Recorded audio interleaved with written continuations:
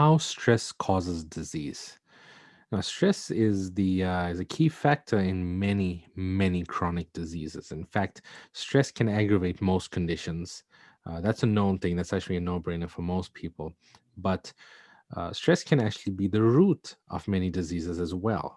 So let's talk about how stress can actually play a role in terms of its physiological, or should I say, pathophysiological mechanisms. So, in a nutshell, I'm not going to get into every condition. I'm just going to give you a breakdown of the most common conditions. So let's look at stress for a second here. We've got stress in the middle. What happens is it activates two things: the sympathetic nervous system as well as the HPA axis. What is the HPA axis? That is, HPA stands for hypothalamic pituitary adrenal axis. These are glands in your body. And what happens is this causes the release of a hormone known as cortisol. Now, cortisol is actually a stress hormone that comes from the adrenal glands. And now, in small quantities, cortisol is supposed to have a very beneficial effect on the body. But as it remains high for elevated periods of time, especially when you're chronically stressed or really stressed out, it can actually have adverse effects. What this does is it puts your body into a fight or flight mode where you need quick energy and you need to be on the go to respond really quickly.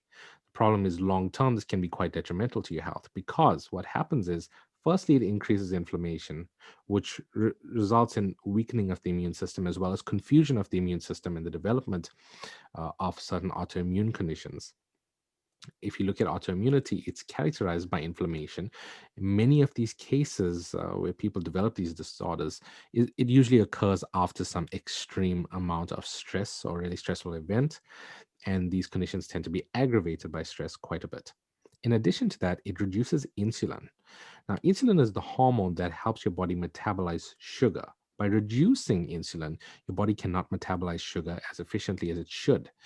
That, together with the fact that it increases the production of glucagon, which is a hormone that causes your liver to release glycogen into the bloodstream. This, together with the reduced insulin, causes an increase in blood sugar. Long term, this can damage your body quite drastically and can lead to the development of conditions like diabetes. Of course, certain other things are required as well. It can also inhibit certain hormones, which can cause you to gain weight.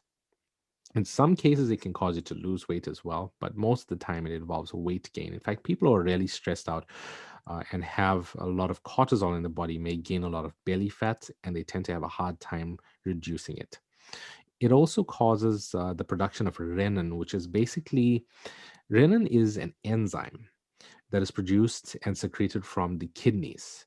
Now, there's another system here, just like the HPA axis. This system is the renin angiotensin aldosterone system. Basically, renin is an enzyme that causes the production of, plays a central role in the production of a protein known as angiotensin, which then also plays a further role in the production and release of a hormone called aldosterone. And this causes your body to increase your heart rate and your blood pressure, as well as many other things as well. So, aldosterone, in fact, as a hormone, can actually cause damage to the cardiac muscle itself. So, if you follow this line down here, you'll see that together with the activation of the sympathetic nervous system, which causes the release of other hormones and catecholamines such as epinephrine and norepinephrine, this can be quite detrimental to your cardiovascular health because you have an increased heart rate, increased blood viscosity, meaning more cholesterol, more triglycerides, increased clotting. Blood clots in the cardiovascular system is a recipe for disaster. So this can affect your cardiovascular system. Now, when you combine increased blood pressure with weight gain, with increased blood sugar, with increased cholesterol, that is basically what we call metabolic syndrome. So, stress itself can play a role in the development of metabolic syndrome. This is excluding other issues such as issues with autoimmunity. So, as you can see, stress is a very huge contributory factor when it comes to the development of these disorders, as well as other disorders, as well as the worsening of certain health conditions. So basically, if you already have high blood sugar, if you're already diabetic, and your body further reduces insulin and produces more glucagon, your blood sugar is going to go even higher.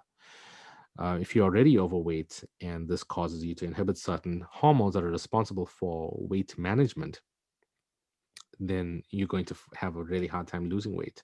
If you have high blood pressure, if you have most cardiovascular risk factors like high blood pressure, high blood cholesterol, and you're holding on to a lot of fluid volume and you require things like um, diuretics to reduce your fluid volume and reduce your blood pressure, well, having stress is just going to undo all of that. So it's really important to get stress under control. Now, as I always say in most of my videos, well, I think in all of my videos, my purpose of doing the video is not to give you all the bad news, it's to give you solutions. So this all seems like a real bad thing, and you're thinking, oh, there's no way I can get rid of my stress. There's nothing I can do about it. Actually, there's a lot of things you can do about it, and I'm going to simplify it for you right now. These are some solutions. Number one on this list is a group of medicinal herbs known as adaptogens. Adaptogens are basically substances that help your body cope with stress and adapt to stress. These are very well studied. The three that I've mentioned here have been used extensively in clinical research, lots of clinical trials. Number one is ashwagandha. This is a medicinal herb used for a long list of things from losing weight, improving your blood glucose regulation, improving cardiovascular health, cardiorespiratory health, improving your strength and stamina, brain health as well, certain conditions like depression, anxiety, OCD, improving memory, and it's also been used in clinical trials for treating certain conditions like Parkinson's disease as well. I believe there was a study done on dementia as well. I'll look into that and post it in the description as soon as I find it. Then rhodiola, similar herb, also an adaptogen, really good for helping your body adapt to stress. Holy basil, same thing, great for your blood sugar, your blood pressure, your if you have a condition known as gout. It's also good for boosting the immune system and fighting of certain viral and bacterial infections, namely gingivitis, encephalopathy, and viral hepatitis, as well as helping your body adapt to stress. In fact, holy basil has been used in clinical trials for metabolic syndrome, high cholesterol, high blood pressure, low blood pressure, and high blood sugar as well. So, adaptogenic herbs can help you to, if you're not able to get your stress down, if you're in a job that has a lot of stress, if you're going through stressful events in your life, these are some things that can help you. Of course, you need to be taking them and using them under the proper supervision of a holistic healthcare practitioner. Next is yoga and pranayama. Yoga and pranayama, you're probably thinking, how could yoga and doing all these weird postures help me with stress? Well, more of an emphasis is on pranayama. These are breathing exercises used in yoga. They're not typically used in mainstream yoga classes. It's not really that common, but most yoga teachers are trained in it. So if you know a yoga teacher, or if you go for a yoga class, speak to your teacher and ask them to help you with this.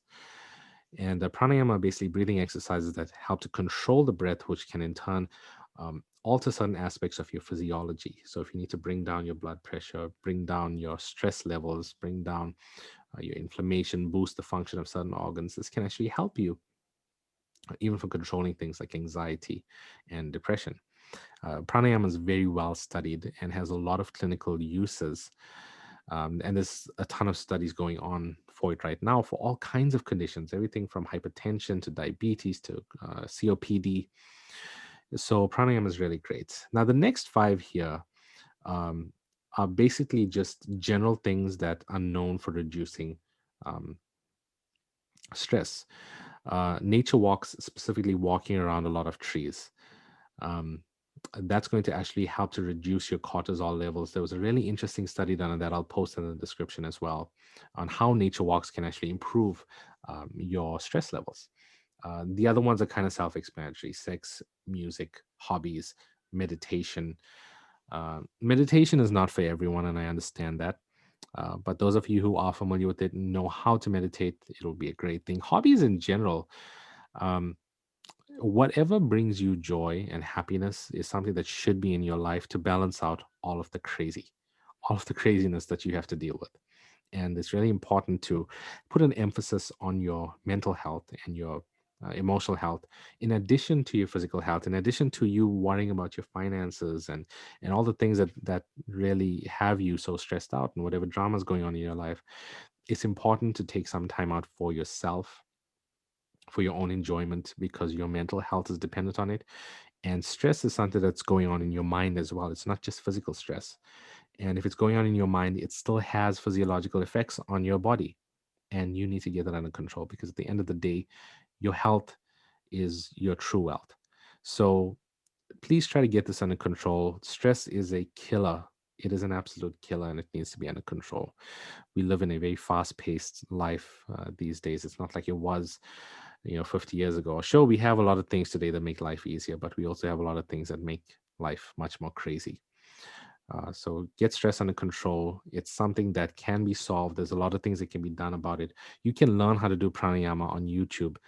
I don't recommend doing it that way, but if you cannot afford to go to a yoga class or speak to a yoga teacher, you can look into some of those and make sure you have a really um, in-depth explanation as to what you can do and cannot do. In fact, I'm going to be doing videos on pranayama and how to do them myself. So make sure to subscribe to this channel, and you'll get to learn those really soon. I'll also be talking about these medicinal herbs and how to use them in the upcoming videos. So yeah, that's my take on stress and how it creates disease and what can be done about it. If you'd like to get in touch with me, you can do so through my website, drnishal.com. I do online video call consultations. So no matter where you are in the world, you can get in touch with me and I can help you. And I'll see you in the next video.